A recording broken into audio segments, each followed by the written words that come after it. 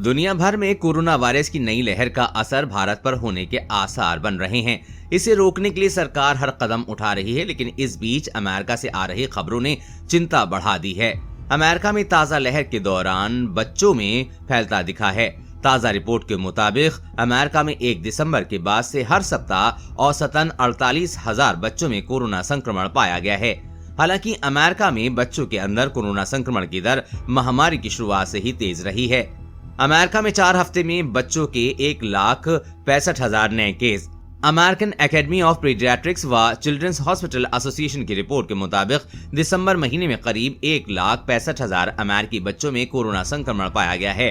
Report में यह भी दावा किया गया है कि ये बच्चों में संक्रमण के वही आंकड़े हैं जिनकी जानकारी एडमिनिस्ट्रेशन को दी गई है। ऐसे में यह आंकड़ा इससे कई गुना ज्यादा होने की संभावना है। अमेरिका में वैक्सीन के बावजूद बच्चों में संक्रमण। अमेरिका में बड़ों के साथ ही बच्चों को भी मॉडर्ना और फाइजर कंपनी की कोरोना वैक्सीन लगाई गई है। यहां तक कि जून 2022 के बाद वहां 6 महीने से बड़ी उम्र के सभी बच्चों को कोरोना वैक्सीन की डोज देनी शुरू कर दी गई थी।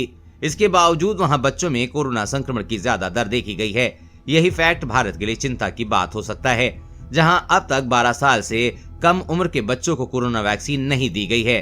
देश की आबादी में बच्चों की संख्या करीब 30 करोड़ है। पहली 3 लहर में भारतीय बच्चों के लिए घातक नहीं रहा कोरोना की पहली 3 लहर के दौरान भारत में बच्चों में इस महामारी का माइल्ड लेवल ही दिखाई दिया था। भारत में इस दौरान करीब 40 से 50% बच्चों में कोरोना संक्रमित होने की संभावना विभिन्न सीरो सर्वे में की गई थी। इस दौरान केवल उन बच्चों को दिक्कत होने की बात आई सी सामने जो पहले से ही किसी अन्य बीमारी से पीड़ित हैं। हालांकि एक्सपर्ट का कहना है कि यदि पहली 3 लहर में बच्चों के गंभीर संक्रमण के मामले कम थे तो इसकी गारंटी नहीं है कि अब नई लहर में भी बच्चों को कोई खतरा नहीं होगा, इसलिए सावधानी बेहद जरूरी है। एक्सपर्ट ने की है बच्चों को वैक्सीन लगाने की मांग।